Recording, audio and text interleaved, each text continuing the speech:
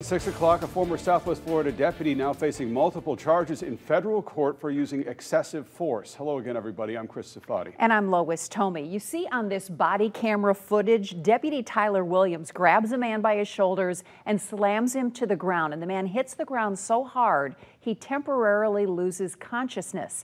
Well, Wink News reporter Haley Zarconi is live outside the Henry County Sheriff's Office. And Haley, what led up to this? So the paperwork shows that Henry County Deputy Tyler Williams shoved the victim to the ground. That victim then hit their chin and they momentarily knocked out. Williams now faces charges of obstruction of justice and unreasonable use of force. I'll tell you what, when I watched the body camera, I was shocked and I was appalled.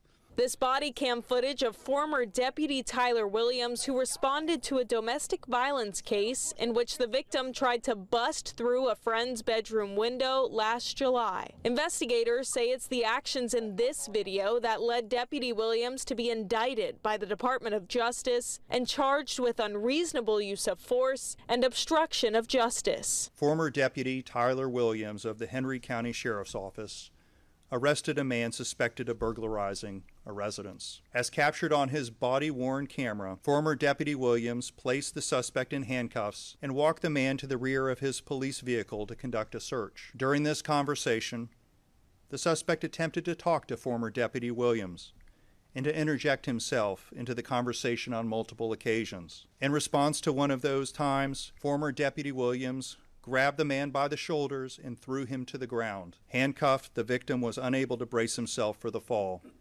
Former Deputy Williams threw the man to the ground with sufficient force that he was rendered unconscious after his chin hit the asphalt. Tell you about pushing up against me, you understand me? A look at Williams' personnel file shows he was with the Fort Myers Police Department from 2016 to 2021, until in his own writing says he left because of irreconcilable differences. Williams was initially terminated after failing to report when he found drugs, needles, and a sleeping girl in the back of a vehicle when making a traffic stop in January of 2020. Less than a month later, the girl was killed when her mother blacked out behind the wheel while high. After the police union fought on his behalf, he was allowed to resign. When asked about former Deputy Williams' history, Sheriff Whitten said, "It's my understanding that through the backgrounds that the allegations were overturned from the firing, which is the reason why we picked him up."